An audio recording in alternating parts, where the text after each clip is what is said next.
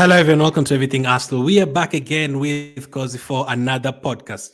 It's not the Calafiori podcast, it's the Glenn and Cozy podcast. We will be covering a lot on Calafiori.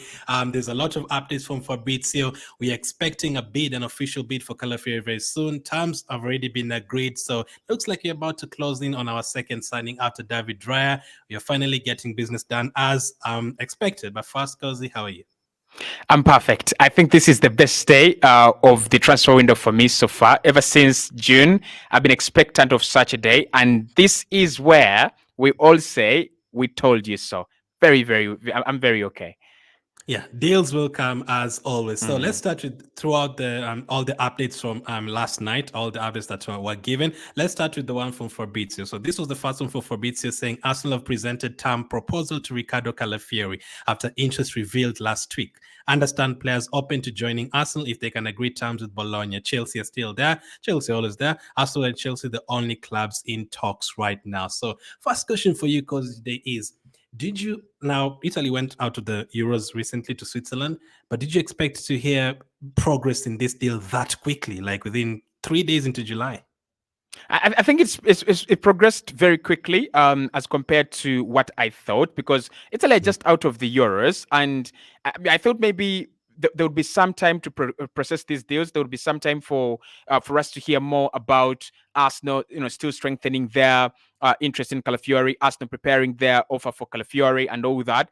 But it's been very quick, and that shows you that it's either Bologna on the other side that are trying to tell clubs we want to get this done very quickly, or it's Arsenal actually that are trying to get the deal done very very quickly, because we've been told Arsenal they're not messing about. They're not trying to change their transfer policy before preseason. Players must be in. So if you're gonna get three, if you're gonna get four, it doesn't really matter to Mikel Arteta or Edu. He's gonna sign three players before preseason. He's gonna sign four players, before preseason.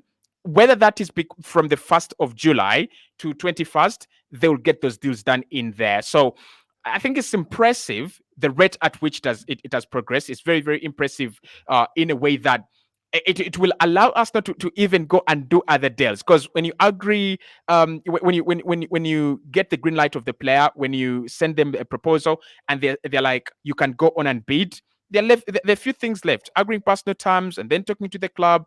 If that can also be worked on within a few hours, then you can move on to the next deal. Now, before we dive deeper into Calafiori's updates, the defense. Now, we have last season we had 8 defenders if you include Cedric, and we expected Cedric to leave on a free, obviously. And I didn't really expect Zinchenko to leave or Kivio to leave. I thought we were going to keep all 7 of our defenders. I've already made my opinion clear on defense. I'm okay with our 7 defenders. I didn't really need a defender. If you didn't get a defender, I'll be okay with it. We were able to keep clean sheets. We were able to play really well. Always okay to improve the defense. But I've never really asked you for your opinion in terms of our defense. After the season ended, did you feel like I still need to have more in defense? I still need to play in this particular position. Was defense at the top of even were you even thinking about defense, even if it wasn't your priority? Were you thinking about defense at all, or are you happy with our 7 defenders? 100% no, because when I did my season review, actually I did my season review in a way of looking to next season how we could improve, because I thought there was no point of waxing lyrical on how we had actually failed.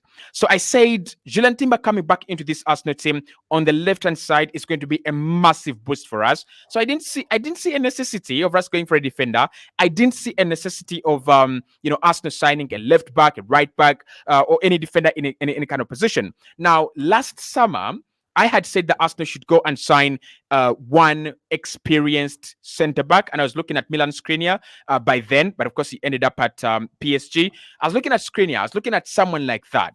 But after that, after last season, I was like, listen, Gabriel and Saliba, hats off, you've proven me wrong. Yes, we don't have enough cover there, but Tomiyasu, Ben White, and the likes of Jakub Kivio have also given us, wonderful performances this season.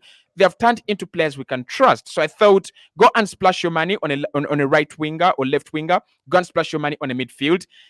Defense was well sorted for me, right? Like really well sorted, because I remember saying Alexander Zinchenko is going to play against Ipswich. He's going to play against Brentford. Any team that wants to sit in a low block, this is Alexander Zinchenko's game. Any team that is lethal on the counter attack, lethal on their wings, that is where you play Julian Timber. That's where you play Tomiyasu Kevio. So I thought we were covered. Right back, I think we are covered. Center back, I think we are covered. I was so shocked that a defender was among the top 2 priorities. I was like, is he going to sign a defender every single summer? Yeah, it could happen. I'll not be surprised. Like maybe if Zinchenko left by next summer, we get someone else. But yeah, I'm happy with the defense. As you said, you didn't really think you're going to get anyone at all. Now, last season, I wouldn't say we had any problems with our defense, really. We were keeping clean sheets, against teams like Man City, conceding 1 shot per game. That was absolutely crazy, and we aren't really feeling uncomfortable. Gabriel and Saliba were able to play a lot of the games. Ben White is able to play a lot of the games always. So the left back was the only position that, we had to change a lot because players weren't really fit. But I felt like, listen, if Kive is there for 15 of the games, Zinchenko's there for 10, 15 of the games, and then you have someone else like Tomiyasu for 10 of the games, then you can definitely survive in terms of defense. But looking at the team that we have right now in that defense, because the 4 players who would be starters, so you'd have had Timber as a starter at left back. 100%, because before he got that injury, I've got to say it was a big signing. Declan Rice was just settling in. Kai Havertz as well took a long time. Julian Timber was the one that came in and created a difference right away. And of course, you've got to give him, a little bit of, credit, because he comes into a team that had been dominated by, Alexander Zinchenko's footballing IQ. He's dropping into midfield. He's forming the box midfield. And I was like, this is impressive. I've never seen anything like this for Arsenal. Even under, Arsene Wenger, we didn't have players that were doing this from left back. So he comes in and is able to invert, he's able to underlap, he's able to overlap. His ball possession is good. The way he takes care of the ball, his winning ability is what was insane. So we got a player that was good offensively, good defensively, but again, most importantly, his ability to to play different positions. Sign a right back. He's played at right center back, and then he plays at left back, and he plays there very well. So I thought if he comes back good, Arsenal good to go.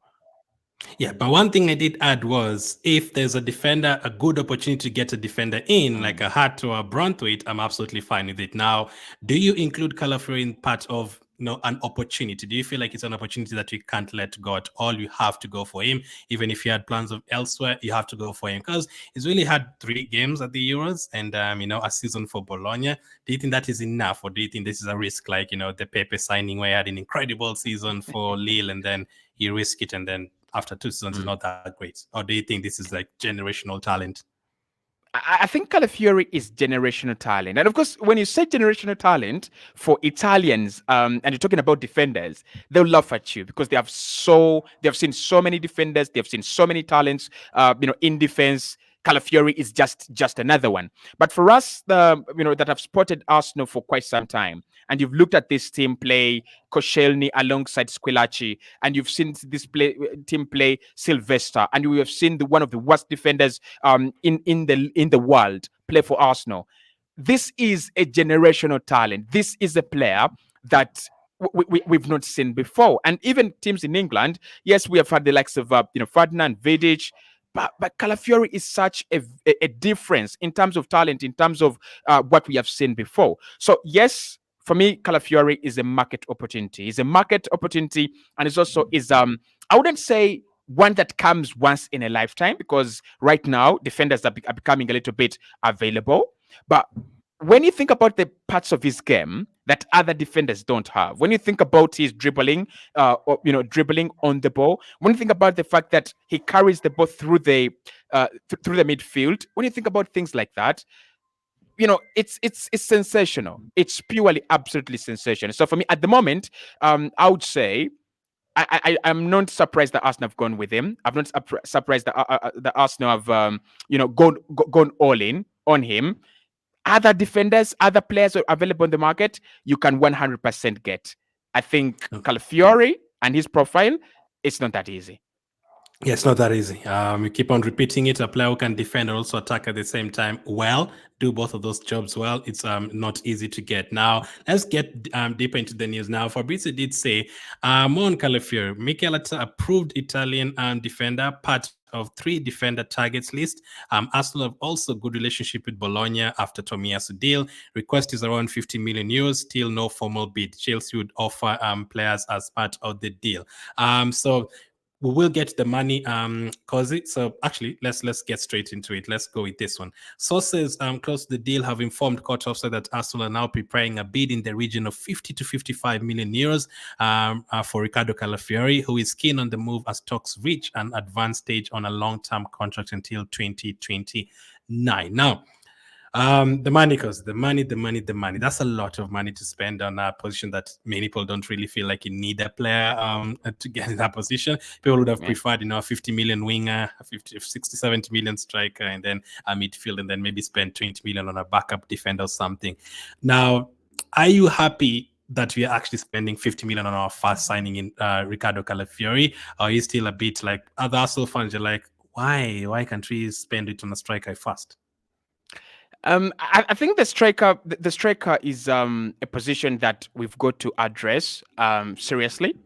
Yeah. But 50 million for Calafiori, 50 million euros for Calafiori. That is, I wouldn't say bargain, because a bargain for a 22-year-old defender that has been at Bologna, has not played at the top level, no Champions League, just the Euros. That I think that's the highest level he has gone. I wouldn't say it's a bargain.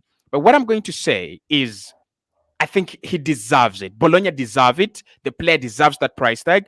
And he has shown that he can play for Bologna in a very well organized system. By the way, in a very complicated system, a 2-7-2 under Thiago Motta. Not many players would survive in that. And then he's gone with, he's gone on to Italy for Luciano Spalletti, a manager that demands him of something very different. And he's also played very, very well. So for me, 50 million euros on a centre back, I think I'm used to that. When I look at Jalen Timber, how much did we spend on him? Around 45 million euros. Ben White, 50 million pounds. Gabriel Magalhaes, 27 million pounds. So I think that is the range in which Arsenal are signing defenders. That is in the range, at which Arsenal is spending money on defenders. If it was like 60, 70, I would really question, Arsenal going to go and sign a defender who doesn't have experience for that much. But 50 million euros, yeah, that's a price I think, a good defender is going to go for. Now, why I wouldn't actually complain about it, strikers are not going to come for 50 million euros. They're not going to come for 60 million euros. And it would be like saying, I'm not going to eat lunch today so that I prepare myself for a very good supper. Well, you don't know you're going to have a very good supper. You might end up as well just having something trash for supper as well. So what Arsenal have done is they have looked at an opportunity that is available right now, like we did with David Raya.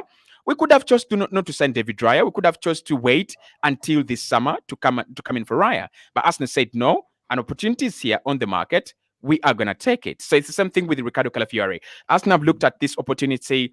It's available. Take it now. If all clubs around Europe are crazy about him, there is a reason. If he's one of the best ball-playing centre-backs in Europe right now, carrying balls through this Croatian midfield of very talented players like Modric, the Kovacic, Brozovic, you've got there is something there. They're warning signals about this talent. Go and pick him up, and that's what Arsenal have done. So for me, no. Maybe if Arsenal didn't go for anyone now, if Arsenal just signed Calafiori, we would have problems throughout the whole season on my streams.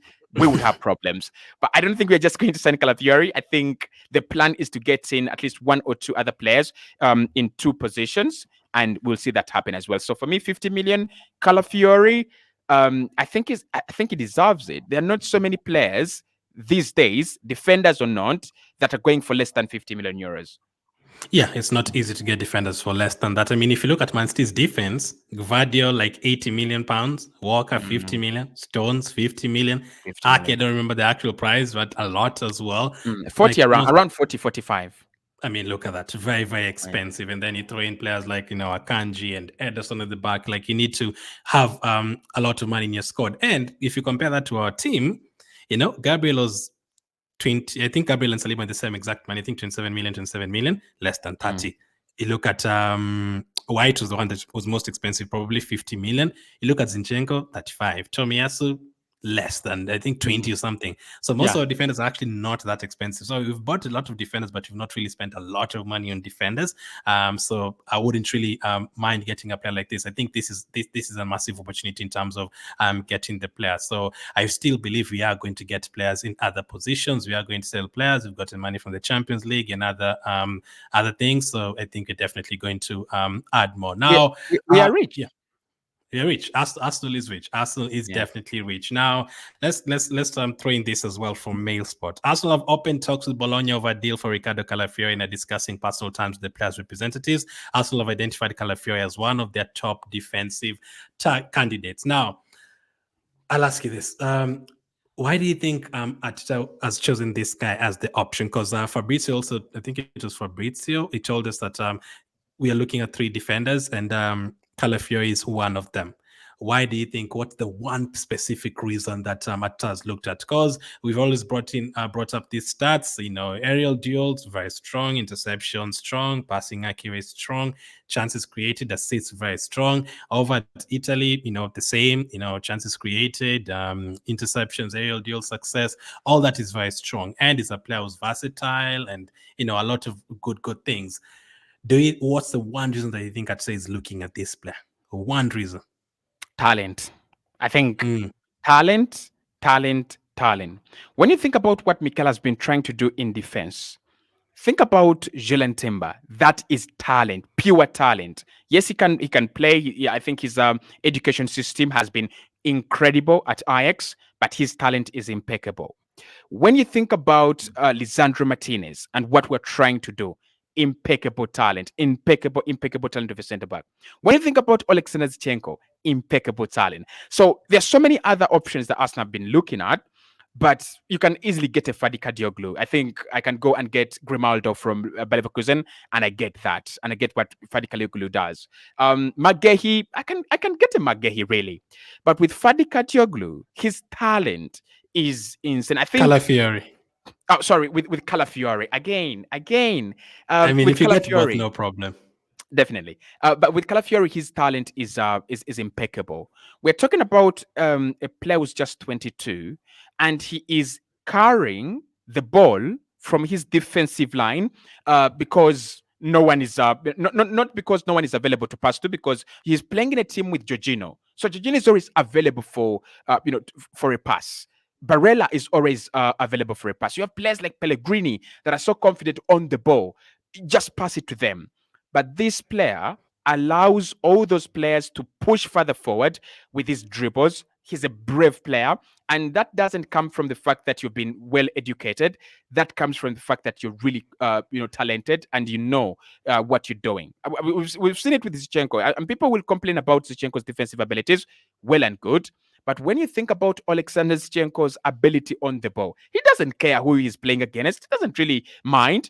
He will ask for the ball and he will receive it and he will pass it to the next person, same like Jorginho. So I think it's the talent that Mikel Arteta has looked at and he said, if I can nurture Riccardo Calafiori, because again, I think I would say he's a little bit of an amorphous clay. You've got to mold a top level centre back out of him. We've seen what Spalletti has done with him. We have seen what Thiago Motta has done with him. But that is just the start. That is like, when Saliba had just signed for Arsenal and Mikel Arteta looked at him and said, just go back on non. You're not yet ready. And Saliba was fuming. I think that's what's going to happen with Calafiori. He's going to mold him into a real centre back. Yes, we are seeing a left back now, a centre back, but it's going to mold him into a top level player. There's some things that top level players do and young players don't do. So I think for me, in terms of his talent, why he has gone for him, he's the player that he looks at and is like, I can do more with him. If Gabriel is not there, I can play him at centre back and I can still get that quality. I can play him at left back and I still get that quality. But also, most importantly, he's 22 and he's not desperate for game time. So he can come in, be rotated with Timber, be rotated with Zinchenko, be rotated with all these other guys, and you feel okay with 20 games a season, with around 22 games a season as well. Yeah, let's read more on this article from Mail Sports. They go on to say the Ghana's boss Mikel Arteta is keen to bring in defensive reinforcements after finishing runners-up behind Man City for the Yeah. second consecutive Premier League season. The Italy centre-back impressed during the tepid Euro 2024 campaign, playing the entirety of every group game after breakthrough season with Bologna that saw the club qualify for the Champions League. Calafiori was a huge miss in Italy's last 16 knockout defeat against Switzerland after being suspended for picking up Mhm. too many yellow cards. We'll talk about that because across the group stages, and is now keen to sort his club future. Arsenal have identified Calafiori as one of their top defensive targets and are now attempting to push through a deal before their preseason tour of the USA begins. So this is it. So Arsenal are now attempting to push through a deal for Riccardo Calafiori before their preseason tour of the USA begins. Calafiori is well liked by Arteta because of his ball playing ability and confidence when stepping out from the backline. Now, would you really mind if this particular player came to us before preseason or during preseason or after preseason, or do you think he's going to be a very important player that he has to be here very early? He's going to be a starter next season, and who is he going to replace in the team? I think it's important that he comes in before preseason. Now, he might not play all games. He might not come before the 21st, but I would love him to play the two games in August. That is Lyon and Leverkusen. Or I would love him to train with the team before the beginning of the season. I mean, he's broke off for Italy with Italy, quick enough. That is to our advantage anyway. So he should be able to at least have enough game time with the squad in preseason. The reason Calafiori is different. So is a bit like Declan Rice, Kai Havertz, and Timber when they came in. And I think Mm, he's also very similar to most of the signings we have done. When Alexander Zinchenko came in, Arsenal had never played with an inverted left back. We tried that with Kieran Tierney, and it was awful. It was really bad. So mm, Arsenal had never played with an inverted fullback. That was almost a new tactical change that needed a lot of differences, a lot of changes. If Arsenal are not going to play with a left back who is inverting and tucking into the midfield, and we're going to play with a left back who makes runs through the midfield, through the middle of the pitch, and maybe finds a pass to the midfielders. That is new. That is different. What we are used to right now is one of our defenders, right back or left back, coming into the midfield, form a box midfield with Odegaard, uh, uh, Declan Rice, and maybe Kai Havertz.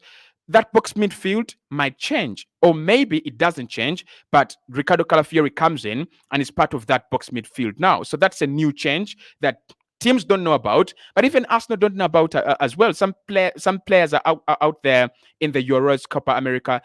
They don't even know that they're going to have a new partner that has very different skills, because Calafiori is not a good passer of the ball. Like, he is a good passer of the ball, but he's not to the level of Alexander Zinchenko.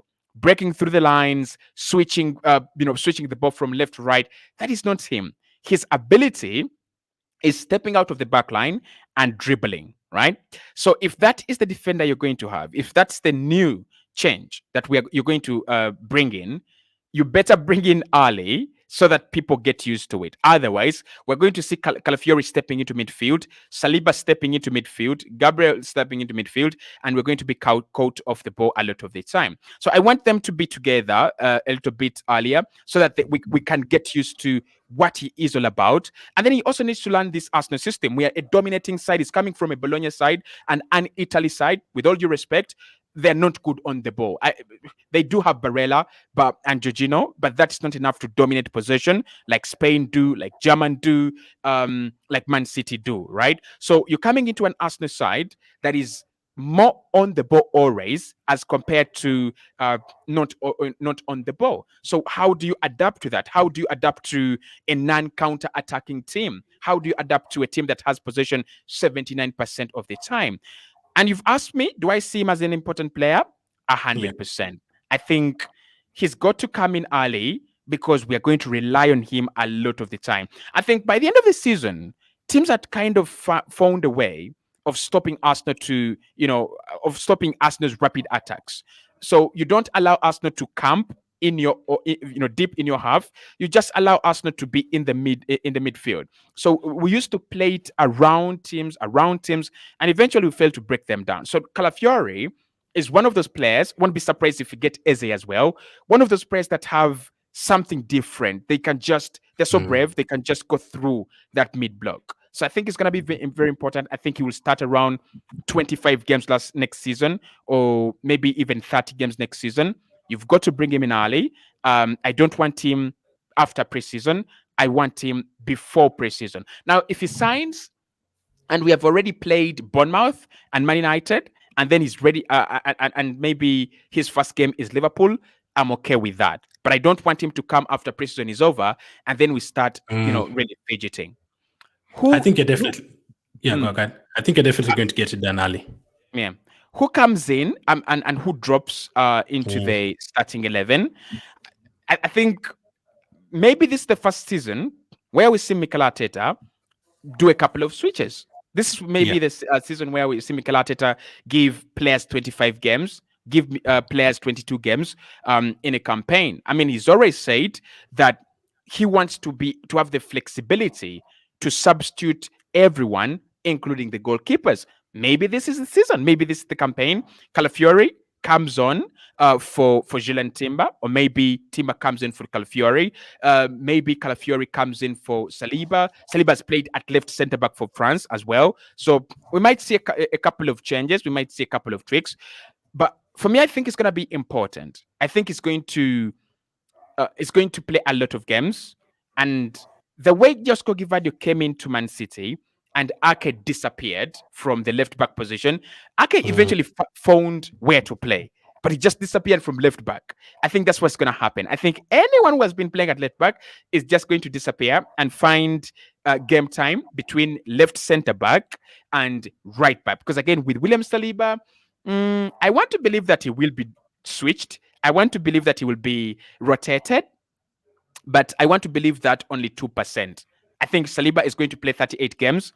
I think Calafiori will play 30 games. And then it will be between Gabriel and Ben White, who plays more games and who plays less games as they rotated with other players. So I can see Calafiori in that starting 11. I can see Saliba and Gabriel in that starting 11.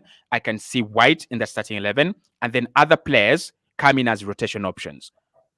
What's your favorite thing about Calafiori's game? Because for me, I really love like those interceptions and those duels and all that. Because the moment you get an interception, that is the difference between you conceding a chance and probably a goal, and you having an attack of yourself. Because Rice, there's one particular tackle that he brought up, and I was thinking about the same tackle a couple of weeks ago. And you're talking about Rice, that tackle against Everton on the final day, Everton, that interception, that's incredible. Like coming back and just timing, like the striker thinks, oh, there's space here, and then Rice just pops up from nowhere. Like on that left side, if you have someone who can make those tackles, because you're up against some tricky wingers, those winger positions, you never know you're going to be up against. I mean, Toma can be playing on the right side on that day. Son could be playing on that side. And there's a lot of other promising. You can be up against an Elanga, pacey and all that. So you need a defender who has pace. He can win the duels. He loves getting involved in those duels with players like Bowen, and he can make an interception, a tackle. And when he gets the ball, he doesn't panic. He can relax and pass the ball around. But my favorite aspect about his game is those interceptions and duels, because the numbers here are crazy. Because this is the league last season. He picked up those are a lot of interceptions. One at the bottom. Those are a lot of interceptions to pick up. And you start picking up 50, 60 interceptions, that's really good. And also for Italy, in the 3 games he played 6 interceptions. So the interceptions, the aerial duels are my favorite part about his game. He can help you a lot on that left side.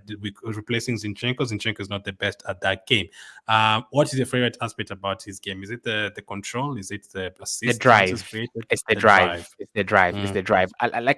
I love the way we play, and I don't mean to demean any of the performances we put in last season, but the times when you need something different, and I know we have players that can do things that are different. That's why I asked you, do you think our players do not carry the ball because Mikel doesn't require them to do that, or doesn't want them to do that, or they just can't? And I also think that it's because they're not required to, and maybe the manager doesn't want them to, do a lot of carrying.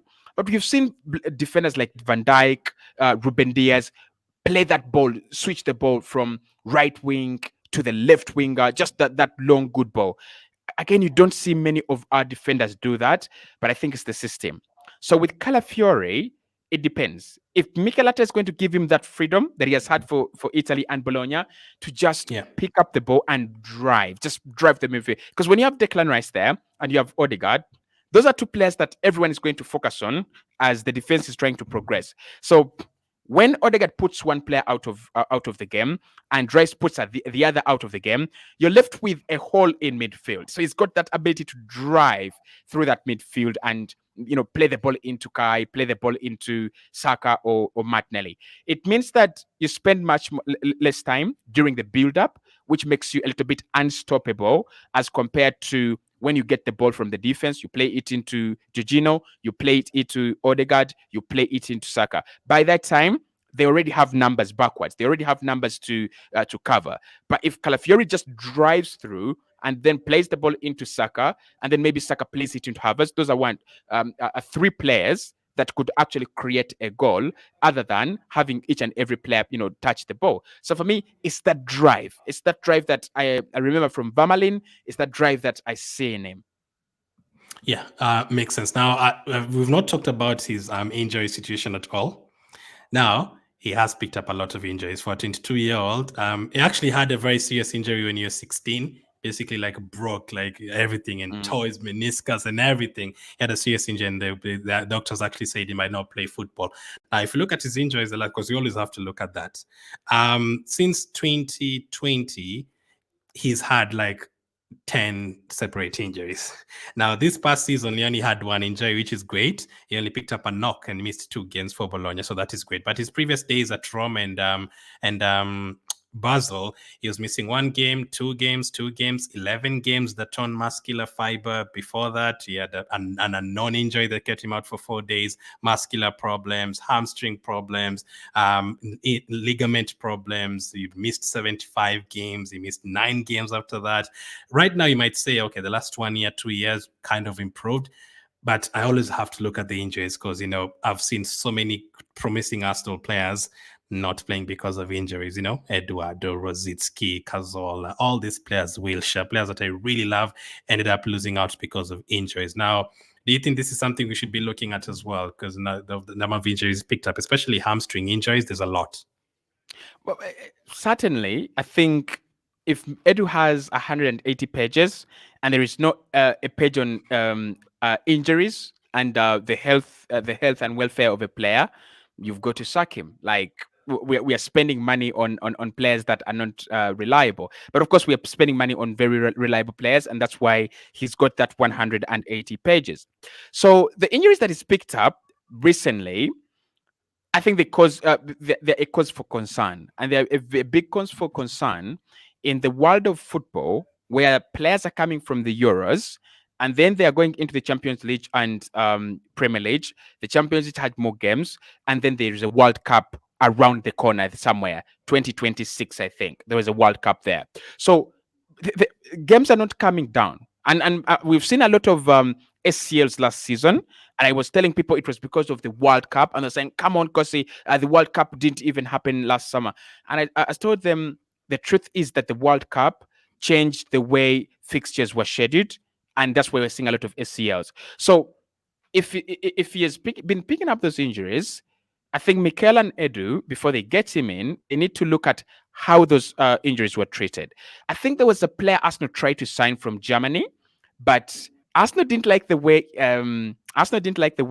his knee injury was treated, and therefore they decided not to sign him. But if it's not that, they could have signed him. Even Liverpool, they tried to sign Nabil Fekir, but he had an injury, and Liverpool didn't agree with the procedure of how it was treated, and they said, "Listen, this could could become a problem. We don't want to get into this." So, if Edu and Mikel feel like this boy has been treated well and every injury has been given enough time to heal, it's not going to be a recurring problem, then yeah, get him in and then try to manage his minutes, try to rotate him. Football has become crucial. Like it's not crucial, but cruel. Every single time we fans are not watching, there is something going on. They're either playing friendlies. We don't even watch their friendlies, but they're either playing friendlies. They're either playing the Nations League was introduced just to increase the number of money or the amount of money that FIFA makes. So I would say if the injuries have been treated right, there's no problem. But if there are procedures that were cheated during treating him, that's where the problem would be. Yeah, and because he always tells me something about the injuries, I usually say if it's one particular injury that it's fine. Yeah, But when it's it's a lot fine. of different ones, it's problem because It's in his worrying. injury stats, there's 6 different ones that have been written. Unknown injury, 6 different times, unknown injury. So you're like, which injury is that? He's 22 I, years I of age. I mean, there's a question. There's a question of a doctor saying unknown injury, like Six times, what 6 different times. time? Yeah, within That's yeah, a it's little bit crazy. weird. Yeah, but he might listen. He might become the player, and the injuries are behind him. We go if you're going through according to last season, going according to last season, he didn't really pick up any injuries apart from a knock. So let's hope that's the only thing I'd say. I'd worry about Calafiori. Now, lastly on Calafiori, because the teams that want him, it's not only Arsenal that want him. Chelsea want him. And we can start with Chelsea. So Chelsea are ready to offer players in return. Would you want to get into a player exchange bidding or with them? Would you be willing to say we're going to give you a Zinchenko or Kivio just to get Calafiori? I think when your team, when other clubs are preparing offers 40 million, 50 million for a player, Mm, and your team is preparing players to add in a deal, you know that you know that your team is the one doing a lot of nonsense in that situation. Like, just feel mm, sad for yourself. If I was a Chelsea fan, I would just go to bed right now, switch off all social media, and be depressed right now because like, mhm, what's mm, going on? Now, the problem with this deal, Glenn, is that 50% of the money has to go to Basso. yeah, So I don't think that Chelsea are going to send 2 players to Bologna and 1 player will be sent to Basso. Basso will be like, how exactly are we supposed to deal with Trevor Chaloba? Right? How are we yeah, supposed to deal with them? So in a deal like this, it is usually cash. It is usually the money. They want 40 million, 20 to Basso, 20 to Bologna. If you don't have that money, don't propose your nonsense. As 100%, don't propose your nonsense. Just let it go. It's the same thing I would say for Arsenal, and I think it's very crucial that Arsenal don't do nonsense in this deal, whether it is in personal terms agreement, whether it is in agreeing a fee for the player. If they want 50 million, your starting offer should be 40 million because that's not far away, right? That's not far away. They would feel maybe if you navigate a few clauses, a few add-on bonuses, they can get to 50 million. But if you go in with 30 million plus Edin Ketia, they are going to say these guys are not serious. mm, There's for one particular reason, Bologna have decided to lock themselves onto Arsenal and not onto Juventus, right? Because they want the money. What they want is the money. If Juve could pay them 50 million, they take the player. As simple as that. Even if they don't like Juve, what are they going to do to them? Absolutely nothing.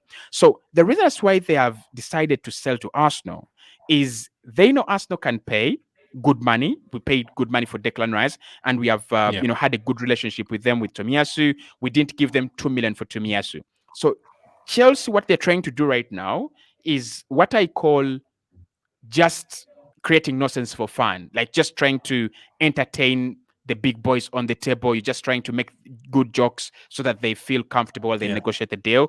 Chelsea, you add players to the deal, it's not concerning. This is a deal that has a third party, right? If there was no third party, maybe I would be like, who do Bologna want? Maybe we could say Zinchenko. Maybe we could say Lokonga. Maybe, but this is a deal that has a third party. And mm, how many times have you seen a Portuguese side sell a player and there are players in that deal? It is never there because the Portuguese players always have a third party behind in their contract, someone who helped them, someone who has been funding them or something like that, or someone who funded the move right in the first place. So Chelsea and their and their additional players, I could refer them to Turkey. There's a guy called Fadi Dioglu. They could get that deal done. Yeah, now Chelsea is the team that is remaining up against Arsenal for Calafiori. The team that I would have been worried about, and same with Cozy, is Juventus. But no need to worry anymore. Fabrizio Romano says Juventus are not in talks to sign Riccardo Calafiori, and the deal is currently off following Bologna's decision not to sell to their rivals. Calafiori's agent Alexandro Lucci is now working on the best solution for the player. So, quick questions on Calafiori. How much are you willing to pay for him right now? At the moment, I would say 40 million euros, 40 million pounds, not euros, 40 million pounds is good money. Very, very good money for his talent, Yeah. for his season, for his time at the Euros, and respecting Bologna and the competition that we have had. 40 million pounds, that's good money. That would be a very good deal. Okay, just yes or no now. 50 million pounds upfront, the money, would you pay it? 50 million pounds upfront? No. If they say 60 million, you pay 45 million, 15 million later. No, that's too much. How much wages would you be giving him? Wages 85,000 to 90,000 a week. He's being paid 16,000 by there for the guys who are Yeah. not sure about that one. What's the maximum you'd offer him in terms of wages? Maximum 100,000. 100,000. Any chance of him replacing Gabriel? Yeah, I think the chances are there. The chances are there because if we could see Calafiori, Timber, White, and Saliba, that's a lot of talent in that team. There's a lot, and with Arsenal dominating much of their games, Arsenal dominating much of the games that we play, we might need more players that have an impact in terms of build up, in terms of going forward as well. So you look at Man City. Ake, very good in terms of going forward. So is Gavadio, so is Ruben Diaz, and so is Kyle Walker. So those are four players that people say, they're four centre backs. But when City start attacking, when City are on the move, all those players are active, all those pieces are active. It is Ake that comes to support Gavadio on the left-hand side and create an overload there. Kyle Walker creates overloads on the right as well. And then you have Ruben Diaz coming in midfield to form a box midfield. So yes, there is a possibility. Not in the first season though, but maybe that could be second season, third season when Mikel Arteta tries to evolve his tactics. My dream is to have all four of them in the team at the same time. Me and Cozy broke down more on Calafiori in his live stream yesterday. Make sure to check it out. The link is in the title. And throughout today, there will be a lot of updates on Calafiori. Hopefully, get a here we go this week. Expect updates on both channels. Thank you for watching, and we'll catch up with you guys on the next.